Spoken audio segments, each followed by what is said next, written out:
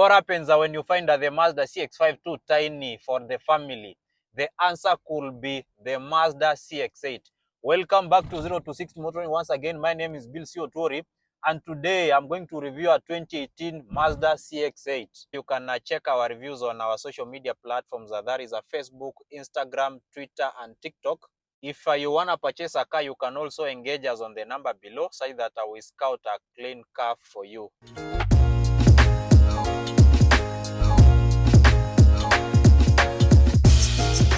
So I want you to picture the Mazda CX-8 as an elongated CX-5 or as a long wheelbase CX-5, because these cars are basically built on the same platform. So if you park the Mazda CX-5 and the Mazda CX-8 side by side, you may realize that they have very many similarities, especially in terms of design.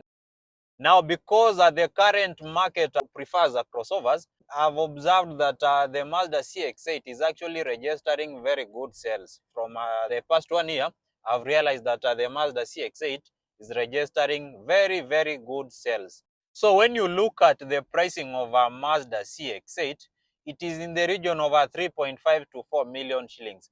But something like what I'm reviewing here today, a 2.5-liter turbo petrol, it's a little bit expensive, because for this one you have to pay 4 million shillings. The 2.2 turbo diesel can be found from when you are around 3.5 million shillings. And when you look at the pricing of a Mazda CX-5, if it is a full spec 2.2 turbo diesel, you can find it at 3.4, 3.5 million shillings. And for you to purchase a 2.5-liter turbocharged CX-5, you have to pay close to 4 million shillings. So definitely, when I'm looking at the value for money element, it definitely tells you that there is a very small difference between a Mazda CX-8 and a Mazda CX-5 in terms of the pricing. If you are about to purchase a Mazda CX-5, you can revise your budget a little bit and get into a Mazda CX-8, which is a bigger car, more practical, and it makes more economic sense. Now, before I find a spot to describe the design of this car, let me take you through the engine options in this Mazda CX-8. If you go into the Kenyan market and you say that you want to purchase a Mazda CX-8, the most common engine is going to be a 2.2 4-cylinder turbo diesel, which is the same engine applied in some variations of the Mazda 3, that's the Mazda Xela, Mazda Tenza, and the Mazda CX-5. Now, what I'm driving here today has a 2.5-liter 4-cylinder turbocharged petrol engine. It is not a common engine around, and it's actually borrowed from the elder sibling, that is the Mazda CX-9, and it has also been applied in the later versions of the CX-5, that is the signature trim from around 2020. So let this 2.5-liter turbo not be confused with the 2.5-liter natural aspirated, which is also applied in the CX-5 and some variations of the Mazda Tenza. Now, the power output of this 2.5-liter turbocharged petrol engine is in the region of 230 to 250 brake horsepower and 420 Newton meters of torque. That power is sent to all the four wheels via 6-speed automatic gearbox. Even in the diesel variation, the gearbox is still a 6-speed automatic gearbox. That is a gearbox that Mazda uses in very many of their cars, including the smallest Mazda Demio. Now, if you want a manual transmission car, a Mazda CX-8 doesn't come with one, but I don't think it makes sense driving a family car which you have to keep on rowing gears. So it definitely makes sense that the Mazda CX-8 only comes with an automatic gearbox.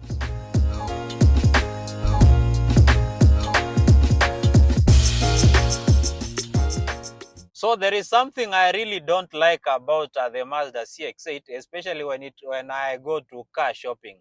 It is funny that some variations of the Mazda CX-8 come as front-wheel drive cars or come as two-wheel drive cars. I think if I'm putting over 3 million in a crossover, then it better have an all-wheel drive system, because a big car like this one, whereby power is sent to the front wheels only, to me looks like a waste of money. If you are about to purchase a Mazda CX-8, that is something you should really consider, because the other day someone messaged me that they bought a CX8 and then realized that it is a two-wheel drive or front-wheel drive a couple of days later, and they wanted to sell it, and then the offers they were getting couldn't make sense. So if you're going into the market to buy a CX8, you better learn that there are also two-wheel drive Mazda CX8 in the market. And then imagine getting stuck in such a big car like this one when you have a 2.2 turbo diesel up front. It doesn't make logic to me.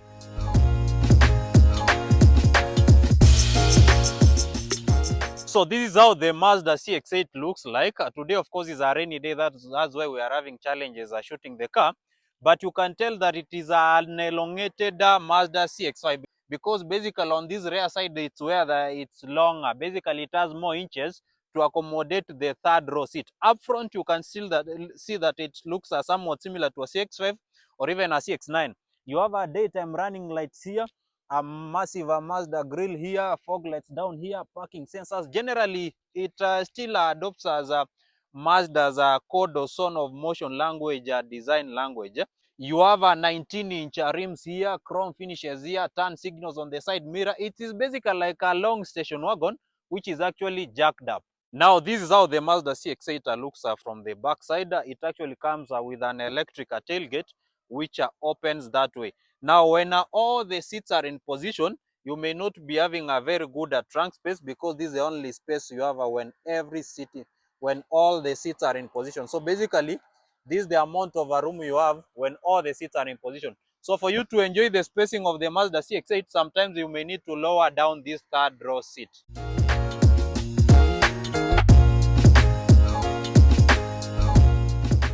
So the Mazda CX8 is a sweet car to drive. The seats are very comfortable and it remains composed and calm on the road. I like the sound insulation on this car, and because this is a petrol variation, there is not much of vibrations or noise that is encroaching the cabin from the bonnet, unless and otherwise you put your foot down maybe when you want maybe to do some aggressive driving. The road visibility is okay because this is a crossover anyway. The sitting position is good, and you are going to have a very good visibility of the road ahead of you. You have a heads-up display here that projects the speed on this windscreen so that you don't lose focus when you're on the road. And another thing I like about this heads-up display is that it can also read road signs, which technically means when you are in areas whereby maybe there is a speed limit, you can see the road sign here with maybe 8 kilometers per hour, and then you can use a cruise control to restrict yourself from going above the speed limit. So from a driving perspective, I really like how this Mazda CX8 feels and how it feels to drive. It may feel somewhat bulky, but because it's heavier, I like how planted and sure-footed it is on the road. The steering wheel, to my extent, feels somewhat heavier than CX5, but it's okay for this size of a car. If the steering wheel is too light, it's easy getting out of the road. Let's test the acceleration of this CX8. Oh my God, that's good. That's 60, that is 80, that is 100, that is 110. I like how this car is driving and pulling power. It really doesn't strain to make that power. The 2.5 liter here is a potent engine, and it feels really good to drive, because when you are having to 30 to 50 HP and 420 Newton meters of torque, then it definitely means that you have decent power for day-to-day driving. Now, this engine, when you put your foot down, it really responds very well. And the 6-speed automatic gearbox here knows how to do the job well, because it actually feels smooth. I find that it is at the perfect gear at the perfect time. One thing I really don't like about this CX8, which is common with Mazdas from my experience, is that the braking capability is still as horrible as what CX5 has.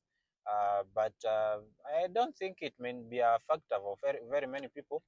Now, Putting your foot down in this Mazda CX8, you can tell that it's a very sweet car to drive, and overtaking is actually a breeze because you put your foot down, you access that 420 Newton meter of torque easily. Now, when you have gained the speeds around corners, the car, because it's a long CX5 technically, it means it remains composed. I don't want to say that it's agile because this is a crossover, but you are going to really like the handling of this car, especially around corners because it's a long wheelbase. Now, the steering wheel may somewhat feel heavy, but for this size of a car, I don't have a problem whatsoever when the steering wheel is heavy. I like it this way because if it's light, the car can easily get out of the road. I'm taking corners with these are 80 kilometers per hour. Of course, they are not sharp corners, and I really like how these are Mazda CX8 drives. Very composed and relaxed on the road. And if you are not keen on the speedometer, or you are not keen on the heads-up display, you may find yourself overspeeding.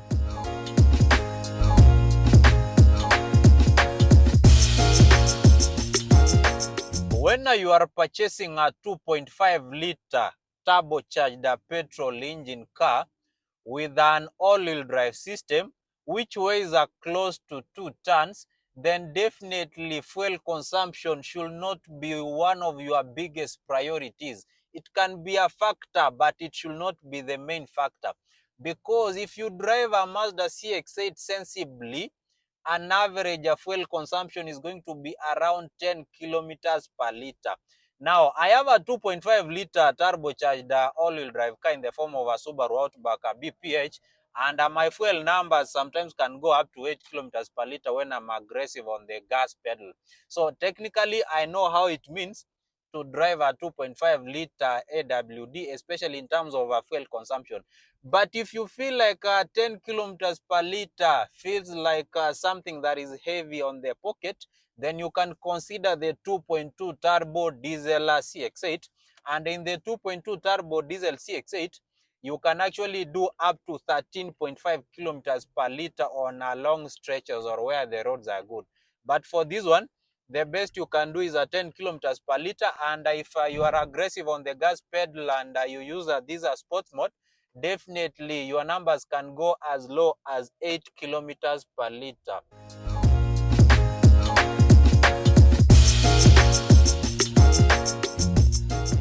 These are 2.5-liter petrol engine here, turbo motor. It's fairly a new engine around, or a new engine in Kenya, whereby we don't have much experience with it. But from my research and reviews here and there are not many issues that are attached to this one, because this one is not like the diesel variation whereby you have to be keen on something like the DPF etc. So in terms of dependability, I will say that let's give this a 2.5-liter time and see how it fares on. Now, for the gearbox, a 6-speed transmission gearbox is a robust gearbox, and there is no fault whatsoever to blame on this transmission. So technically, in terms of reliability, I think Mazda CX8 with a 2.5-liter turbocharged petrol engine and a 6-speed automatic gearbox is a fairly reliable and dependable car.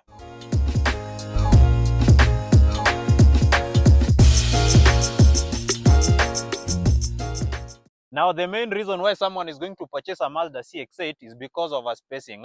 With my sitting position here, you can see that the amount of knee room is good. Now, the Mazda CX8 can be found as a 7-seater or a 6-seater, whereby the 6-seaters normally have 2 seats on this second row seat, whereby this one is normally eliminated to give room for armrests. But whatever you are seeing here is actually a 7-seater. That's why it has this middle seat here for accommodation.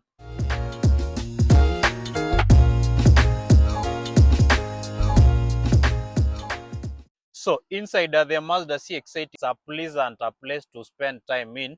You have these electronically adjusted leather seats, which are also heated and heated steering wheel, media control buttons, a cruise controller, lane assist, an electric tailgate, parking sensors here. This doesn't come with a Bose sound system, but the sound system is still okay. Something you may really miss is something like a panoramic sunroof here. You have a sports mode down here, an electric parking brake here, an infotainment screen which is very tiny that is controlled from this rotary knob, two cup holders here, massive storage on this center console here, whereby you can also charge your phones. So when I'm looking at the interior execution of this car, it is a really good, let me put it that way.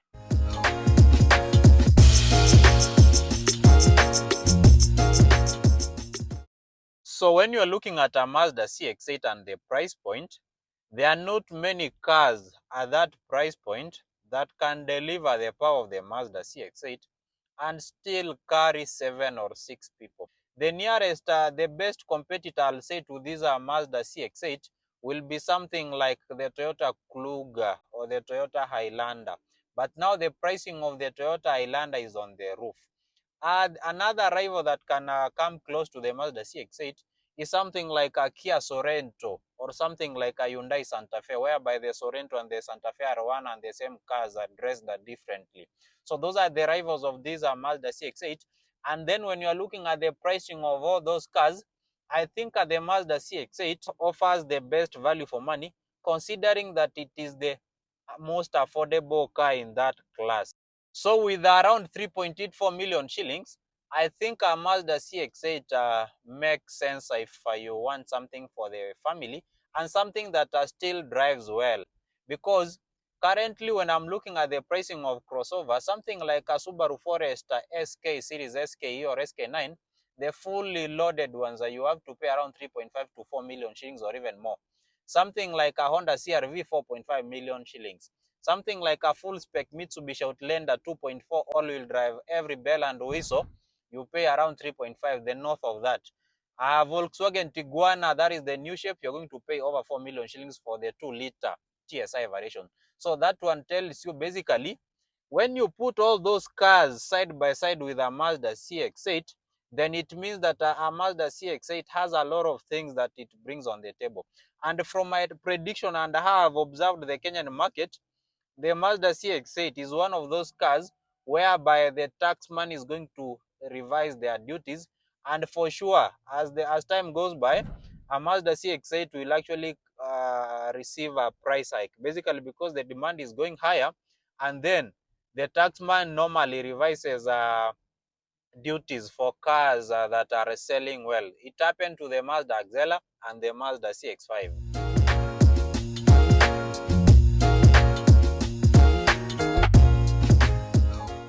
So that is an analysis of this 2018 Mazda CX8 2.5 liter.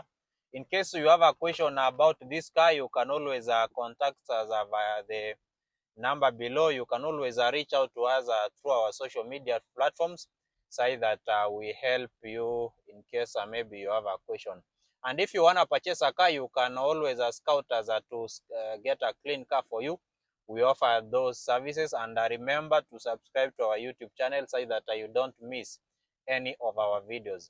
All right, guys, I think that is enough for today. I'll see you on the next one on 0 to 60 Motoring. Bye for now.